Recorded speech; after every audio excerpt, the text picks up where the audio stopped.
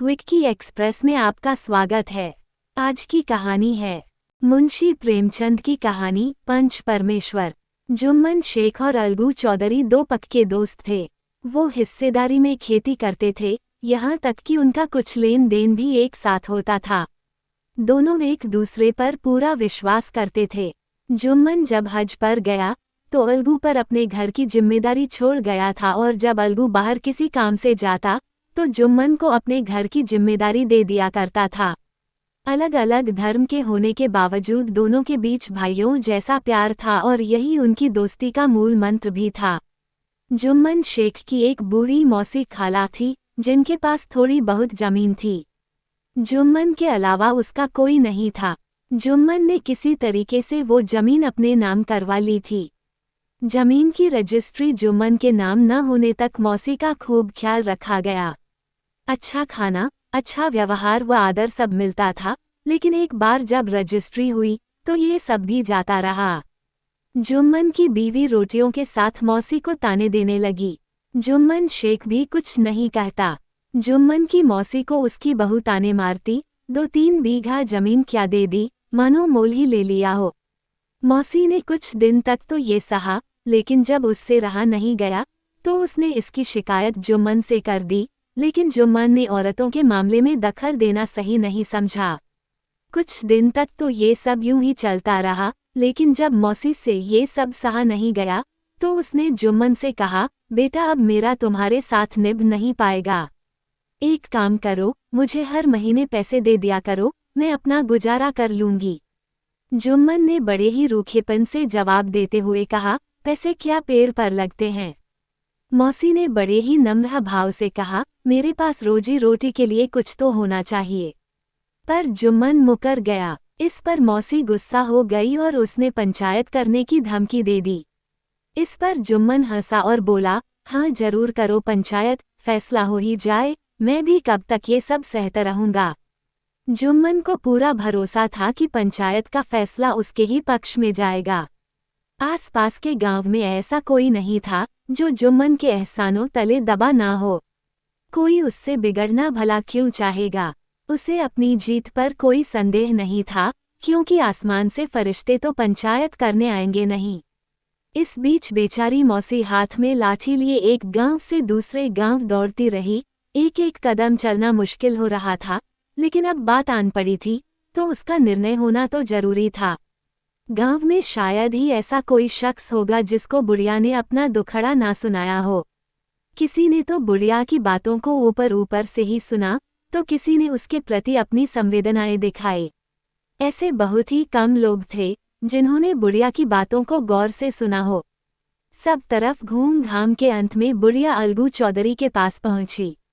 अपनी लाठी किनारे रखते हुए उसने अलगू से कहा, बेटा तुम भी मेरी पंचायत में आना। अलगू ने कहा, मुझे बुलाकर क्या करोगी मौसी, गांव के और लोग तो आएंगे ही। मौसी बोली, अपनी मुसीबत का रोना सबके आगे रोआए, अब आना ना आना उनके अधिकार में है। इस पर अलगू ने कहा, आने को तो आ जाऊंगा मौसी, पर वहां मैं कुछ बोलूंगा नहीं। मौसी ने पूछा, क्यों? जवाब में अलगू ने कहा, जुम्मन मेरा पुराना दोस्त है और मैं उसके साथ अपना रिश्ता बिगाड़ नहीं सकता। मौसी बोली, तो क्या बिगड़ने के डर से अपने दिल की नहीं कहोगे वहां? अलगू मौसी के इस सवाल का जवाब नहीं दे सका, लेकिन उसके दिलो दिमाग में यह सवाल बार बार गूंजे जा रहा था। शाम के समय पंचायत बैठी। जुम्मन ने पहले से ही पंचायत के बैठने के लिए इंतजाम कर रखा था।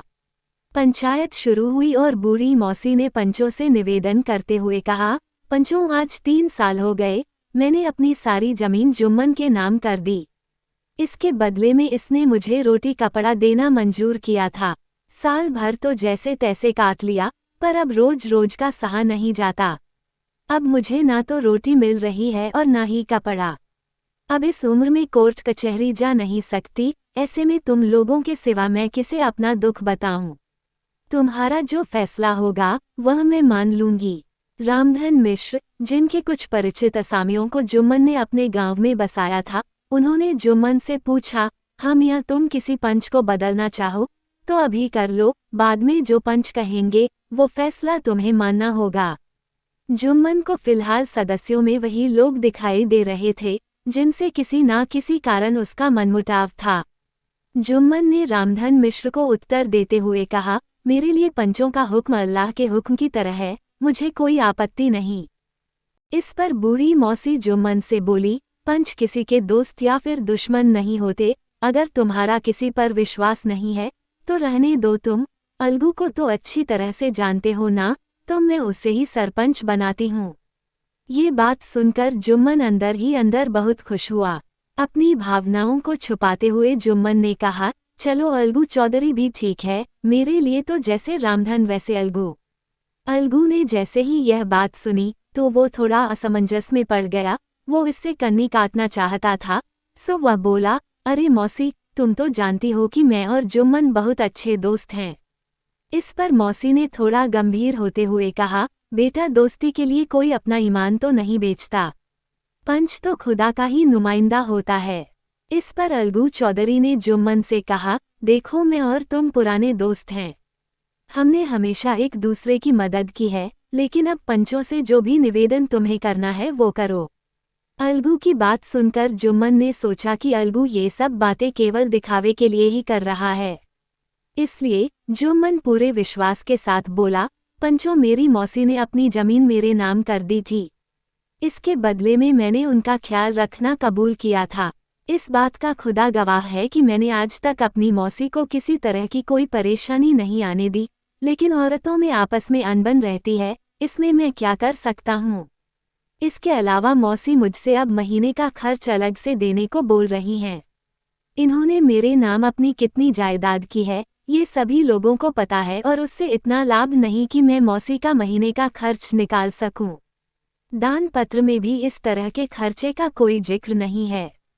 अगर ऐसा होता तो मैं इस तरह के झमेले में पड़ता ही नहीं, बाकी पंचों को जैसा ठीक लगे वैसा फैसला करें।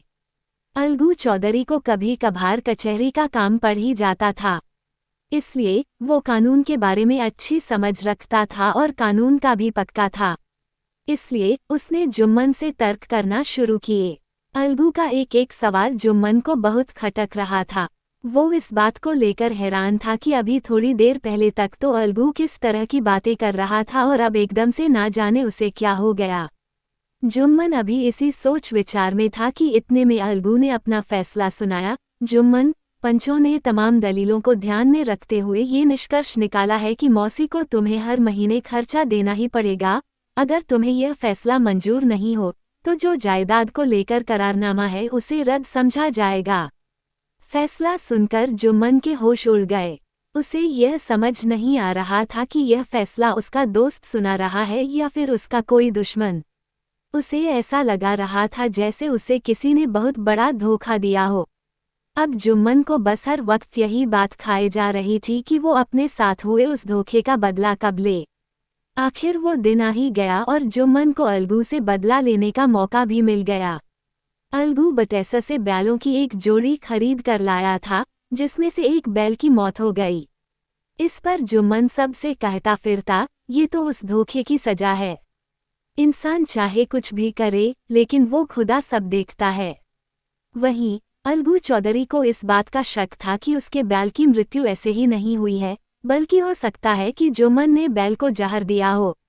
चौधराइन ने भी इसे लेकर हामी भरी। इसी बात को लेकर एक दिन चौधराइन और जुम्मन की बीवी के बीच में काफी बहसबाजी भी हुई। अब अलगू को ये समझ नहीं आ रहा था कि वो अकेले बैल का करे भी तो क्या करे। गांव में ही एक समझू साहू नाम का व्यक्ति था। वो इक्का गाड़ी चलाता था। उसका काम गांव से गुड़ लादकर शहर की मंडी ले जाना और वहां से तेल व नमक आदि लाना था। समझू का मन अलगू के बैल पर आ गया था। उसने देखा कि बैल काफी अच्छा है, तो दिन में 2 से 3 चक्कर शहर के हो जाएंगे, तो उसने इस बारे में अलगू से बात की और एक तय दाम में बैल ले जाकर अपने खूंटे में बांध दिया। समझू को नया बैल क्या मिला वो फूले ना समाता। दिन में 4-4 चक्कर शहर के लगाने लगा। ना उसे बैल के चारे की फिक्र होती और ना ही उसके पानी की। रात को बस रूखा सूखा भूसा सामने डाल दिया करता था। बेचारा बैल दम नहीं ले पाता था कि समझू उसे फिर हाँक देता। एक दिन शहर का चौथा चक्कर लगाकर समझू साहू वापस आ रहा था। उसने इक्के पर दोगुना वजन लादा था। दिन भर की थकान से बैल मुश्किल से ही चल पा रहा था। अंधेरा होने वाला था और समझू को पहुंचने की जल्दी लगी थी। ऐसे में वो उसे कोड़े मारकर भगाता जाता, लेकिन अंत में जानवर से सहा नहीं गया और वो धरती पर गिर पड़ा। बैल गिरा भी ऐसा कि उसने प्राण छोड़ दिए। दिन भर के चक्कर लगाने के बाद साहू जी के पास कोई 250 रुपये कमाई बनी थी, जो उसकी कमर में बंधी थी। इसके अलावा नमक के बोरे भी गाड़ी में थे, ऐसे में गाड़ी को छोड़कर भी वो जा नहीं सकता था। इस तरह उसने रात को वहीं रुकने का फैसला किया। पहले हुक्का और फिर चिलम पीकर साहू जी अपनी नींद को भगाने की कोशिश करते रहे, लेकिन ना जाने कब आंख लग गई। जब नींद खुली तो उसके साथ ही होश भी उड़ गए। कमर से बंधी थैली गायब थी। इस घटना को करीब 1 महीना बीत गया। अलगू जब अपने बैल के पैसे लेने साहू जी के पास गया तो मामला ही उल्टा पड़ गया। साहू उसकी बीवी भी उस पर झल्ला पड़ी। साहू बिगड़ते हुए बोला, यहाँ हमारी पूरी कमाई लूट गई और इन्हें अपने पैसों की पड़ी है। कमजोर बैल थमा दिया और अब उसके भी पैसे मांगने चले। अगर तसल्ली नहीं मिलती तो हमारा बैल बाहर बंधा है, उसे ले जाओ, महीना 2 महीना उससे काम करवा लो, इससे ज्यादा क्या लोगे। अलगू पहले तो शांत रहकर मामला दबाने में लगे रहे, लेकिन यहाँ सवाल पैसों का था तो वो भी गुस्सा पड़े। दोनों का शोर सुनकर गांव के और लोग भी इकट्ठा हो गए। दोनों को शांत करवाते हुए उन्हें पंचायत करने की सलाह दे डाली। अलगू चौधरी और समझू साहू दोनों इसे लेकर राजी हो गए। फिर क्या था, घटना के ठीक तीसरे दिन पंचायत बैठी। रामधन मिश्र ने कहा, देर क्यों करें, अपने पंचों का चुनाव कर लो। बोलो अलगू, तुम किसे पंच चुनोगे। अलगू ने कहा, समझू साहू ही इसका निर्णय करें। इस पर समझू खड़ा हुआ और बोला, मैं जुम्मन शेख को चुनता हूँ। जुम्मन का नाम सुनते ही अलगू चौधरी पीला पड़ गया। इस पर रामधन ने पूछा, क्यों अलगू, तुम्हें इस बात से कोई आपत्ति तो नहीं। अलगू ने उत्तर दिया, मुझे कोई आपत्ति नहीं है। जुम्मन ने जैसे ही सरपंच का स्थान ग्रहण किया, उसके मन में यह भाव पैदा हुआ कि मैं इस वक्त धर्म के सबसे बड़े स्थान पर बैठा हूँ। मैं जो कहूँगा वो अल्लाह की आवाज़ होगी, इसलिए मुझे सत्य के मार्ग पर ही चलना है। पंचायत शुरू हुई और दोनों पक्षों से सवाल जवाब का सिलसिला भी। इस बात को लेकर सभी की सहमति थी कि समझू को बैल का खरीद मूल्य तो देना ही होगा, लेकिन 2 पंच इस बात को लेकर समझू को थोड़ी राहत देना चाहते थे, क्योंकि बैल के मर जाने से उसे भी हानि हुई थी। लेकिन इसके उलट 2 पंच समझू पर बैल के मूल्य के अलावा उस पर अतिरिक्त दंड राशि भी लगाना चाहते थे, ताकि कोई दूसरा पशुओं के साथ इस तरह का क्रूर व्यवहार करने से पहले 100 बार सोचे। अंत में जुम्मन खड़ा हुआ और फैसला सुनाते हुए बोला, अलगू चौधरी और समझू साहू, पंचों ने पूरे मामले पर अच्छी तरह से सोच विचार कर यह निर्णय लिया है कि समझू साहू अलगू चौधरी को बैल के पूरे पैसे देगा, क्योंकि जब बैल खरीदा गया था तो उसे कोई बीमारी नहीं थी। बैल की मौत उस पर किए जुल्म और कड़े परिश्रम से हुई है। इस पर रामधन मिश्र ने खड़े होते हुए कहा, समझू साहू ने बैल को अपने किए की वजह से मारा है, इसलिए उससे तो अतिरिक्त दंड भी लेना चाहिए। इस पर जुम्मन ने कहा, ये दूसरा मसला है, इसे अभी उठाने का कोई मतलब नहीं।